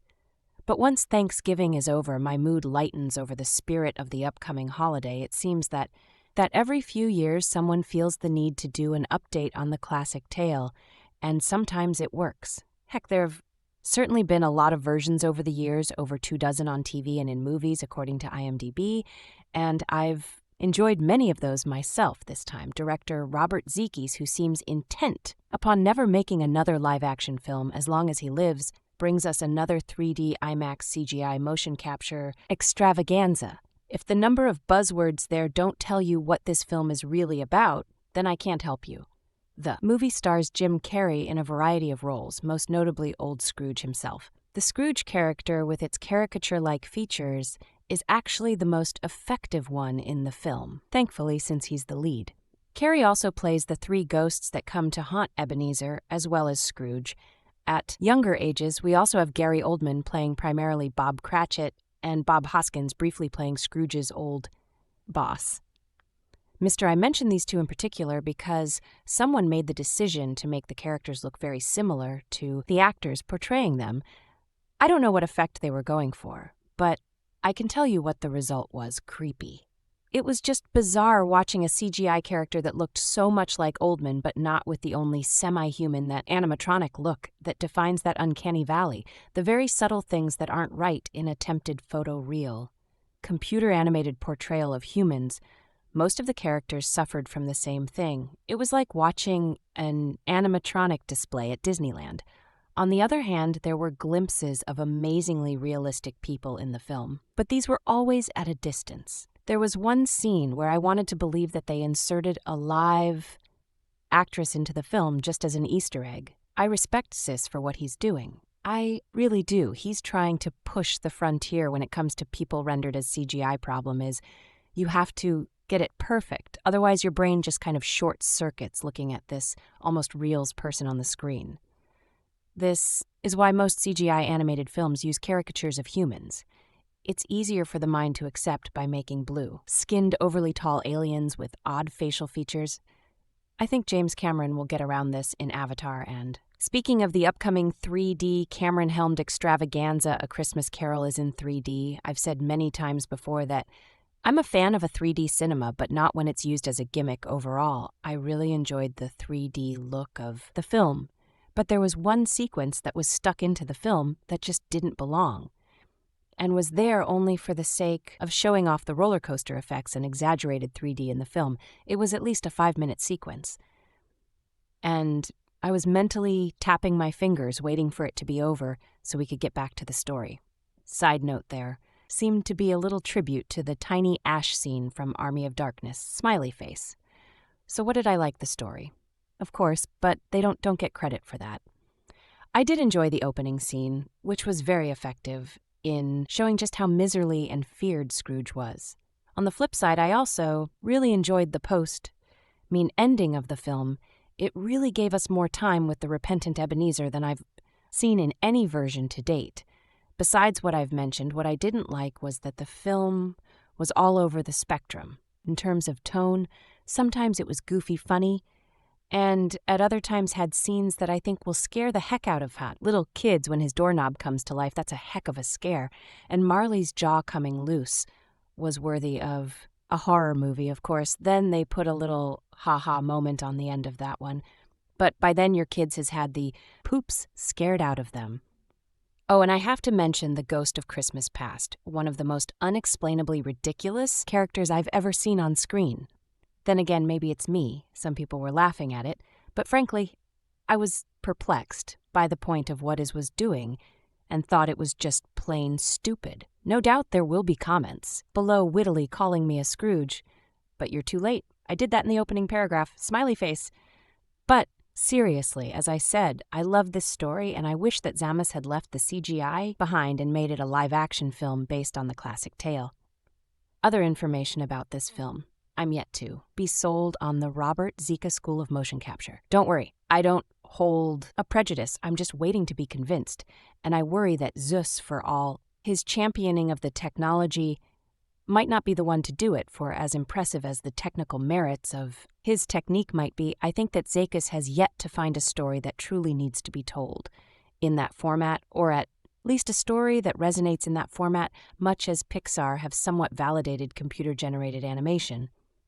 School of filmmaking that met with a ridiculous amount of cynicism in its early years. I think the key to proving the worth of this sort of approach lies in finding a story that connects with audiences while demonstrating the strengths of the tool being used to tell it. It's a shame because a lot of the essential ingredients are there.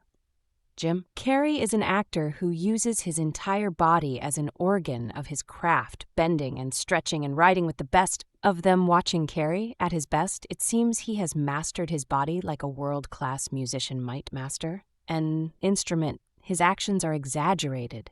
He's a performer who doesn't necessarily act through his eyes, but through his entire body language. Putting Jim Carrey in an animated film is arguably a waste of his skills, and so this sort of performance capture seems perfectly suited, and to be honest, it is perfectly suited to him. Jim Carrey is one of the film's two greatest strengths. You can almost feel the energy radiating through the screen, and you get the sense that very little has been lost in translating his style from live action to computer-generated, playing the lead character, and each of the three ghosts Carrey is tasked with carrying the film to a large extent. He succeeds, and he injects quite a bit of life into this movie, even ignoring the physical aspect. I quite liked the surreal accents he opted to give to the first of the two ghosts adopting regional English mannerisms, however. There's also a sense of what is lost through this technology. When you look at the other cast members involved, there's a reason that Hollywood has elected Andy Serkis as their go-to actor for these sorts of computer-animated characters. It's because he has a skill set that suits that sort of performance. The logical subtext being that some actors lack those particular attributes. Carrey is supported by Gary Oldman, Colin Firth, and Bob Hoskins. Firth puts up a decent showing, but I feel like the performances from Hoskins and Oldman are somehow incomplete.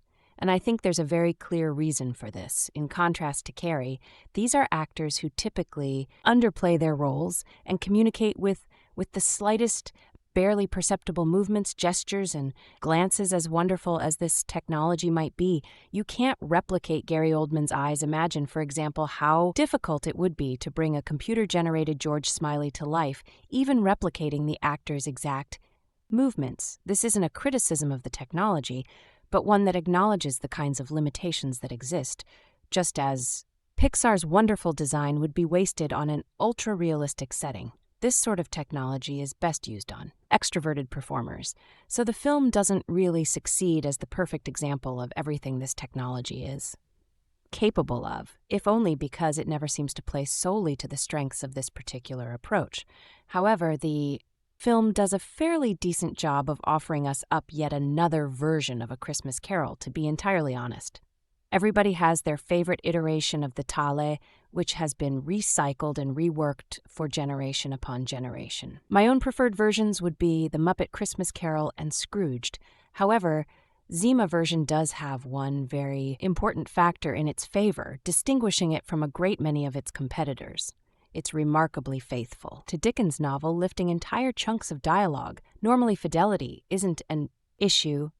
A movie should really be judged on its own merits and whether it did what it needed to in order to present the best possible version of the tale.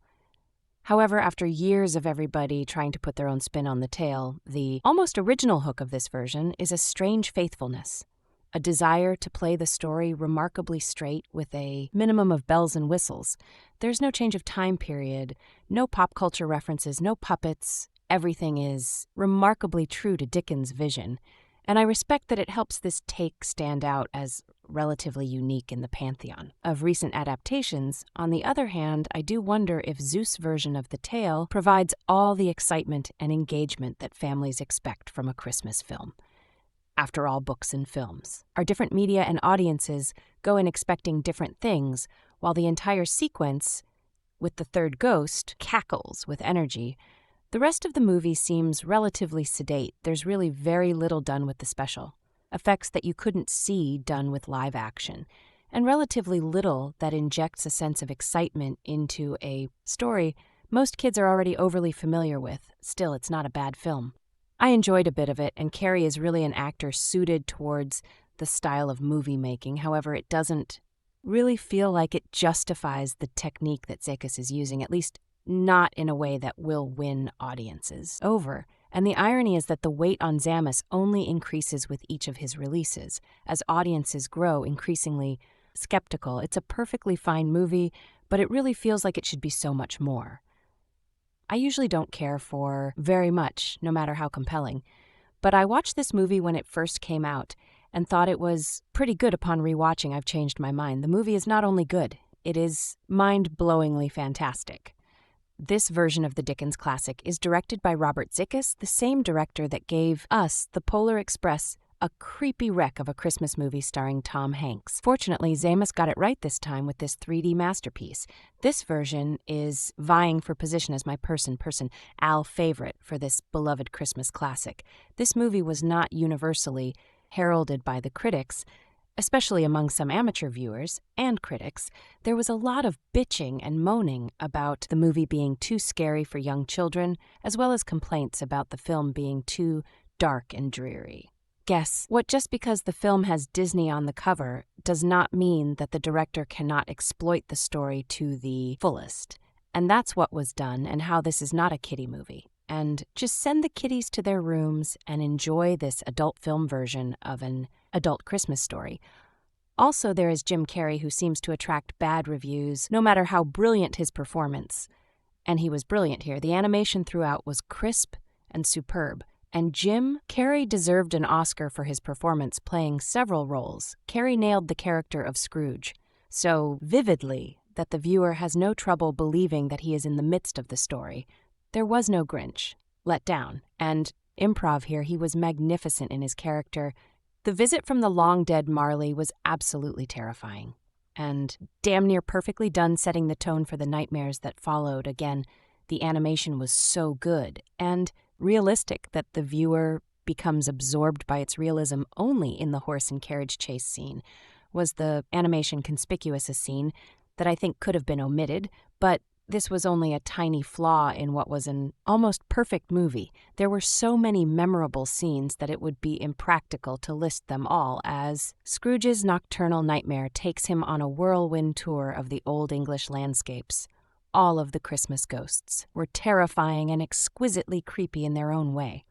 But Christmas Present's meltdown and demise was truly spectacular in a nightmarish scene of long dark shadows, flickering light, and enormous, relentless clocks. The time of the Christmas Present ghost is coming to a hellish end. He ages and withers before our very eyes and reveals the two hellspawn beneath his robe. In the process, a shocking culmination to the whirling and surreal reverie for Scrooge again. I cannot recommend this version enough if you are a fan of the Dickens classic. Dazzling animation, or just spectacular movie making in general, why this masterpiece did not get universal acclaim from the critics is still puzzling to me. I know there is built-in animosity towards anything Carrey does, especially after the Grinch debacle. There is also the Disney factor. Kudos to Disney for not sanitizing and scrubbing this movie for the kiddies. They made it bleak and terrifying, just as it should have been. Please don't be distracted by the hamburger and give this marvelous rendition of A Christmas Carol a watch. You'll thank me, each and every one. I say, more detail, how many adaptations of Charles Dickens's A Christmas Carol do we actually need? Well, here's another one.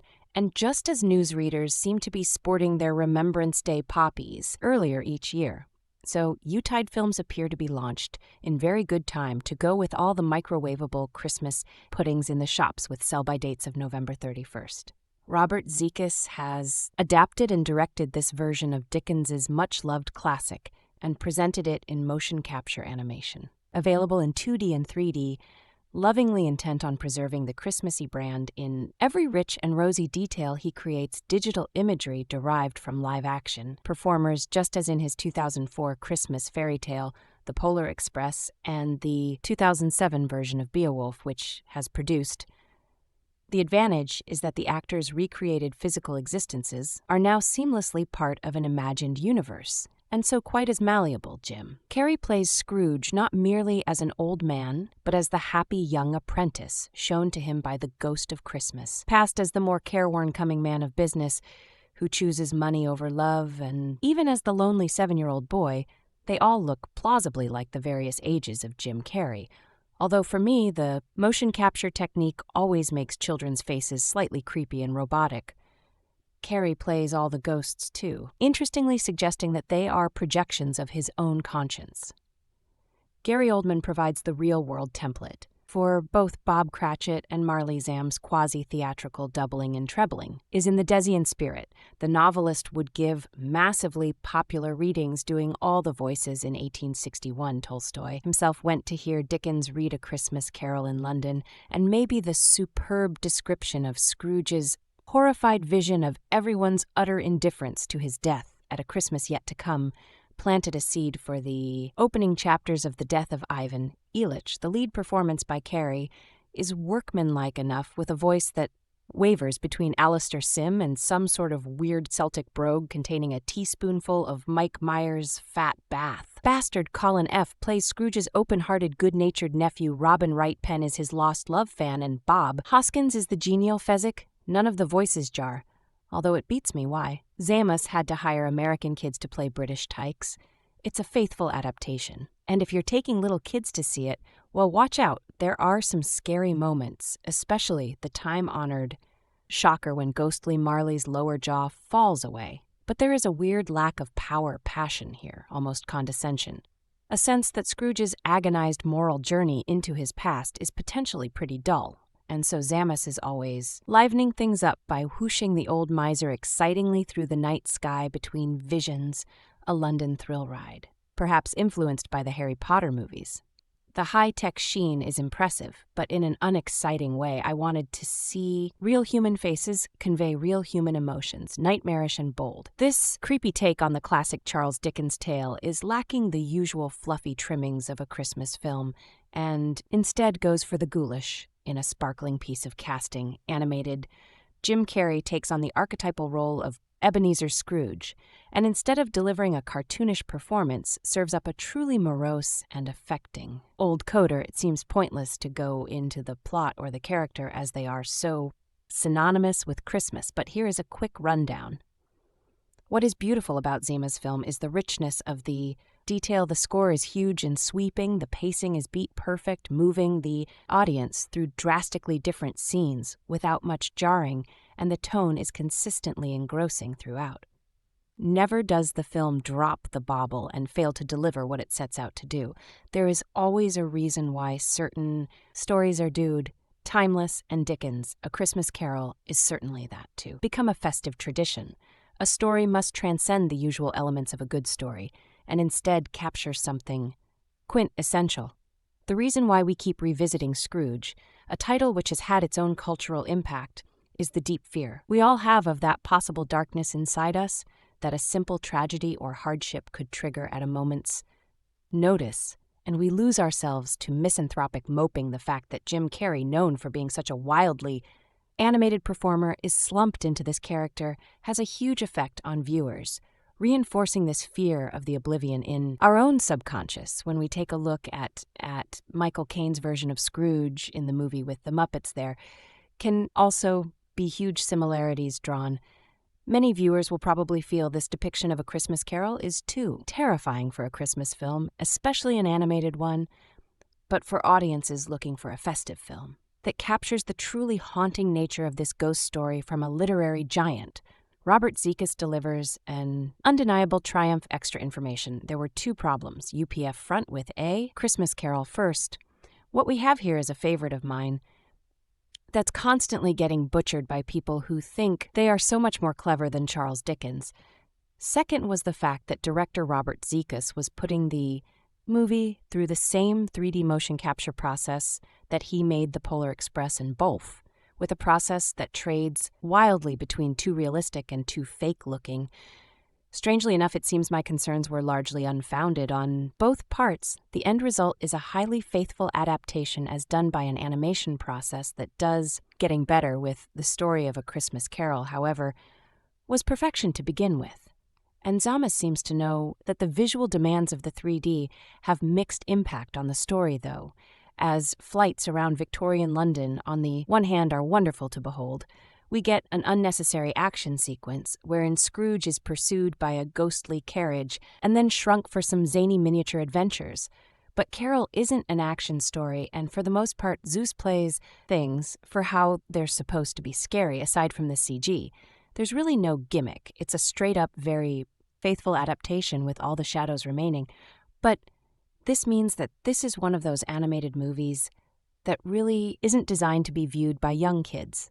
The Ghost of Jacob Marley, for instance, has more in common with the judge from Peter Jackson's The Frighteners, which was produced by Zemeckis, than Michael Horton as Marley in the 1951 Scrooge starring Alastair Sim. His shrieks dislocate his jaw in cringe-worthy fashion, as his eyes seem to only focus on his former business partner when he's being particularly impudent.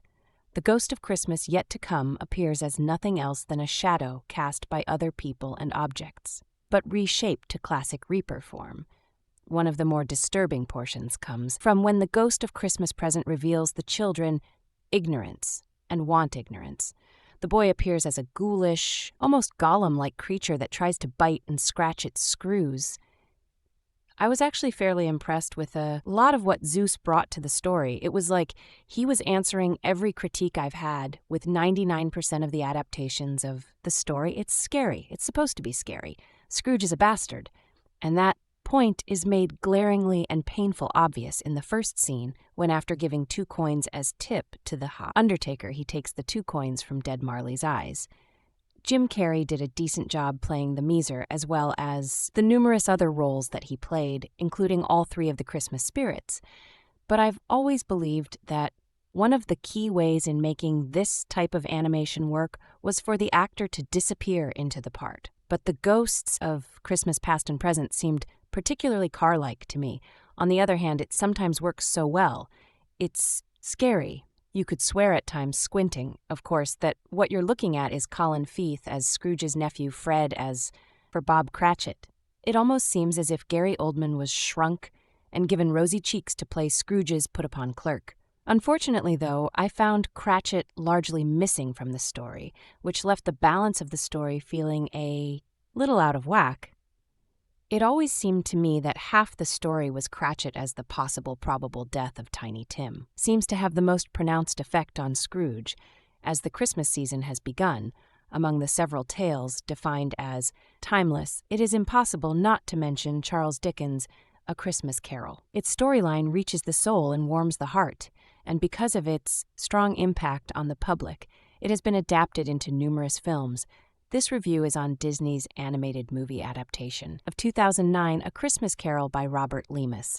The plot of the novel, the movie, is based on is a known to most evergreen, but in a nutshell, the old miser and heartless user.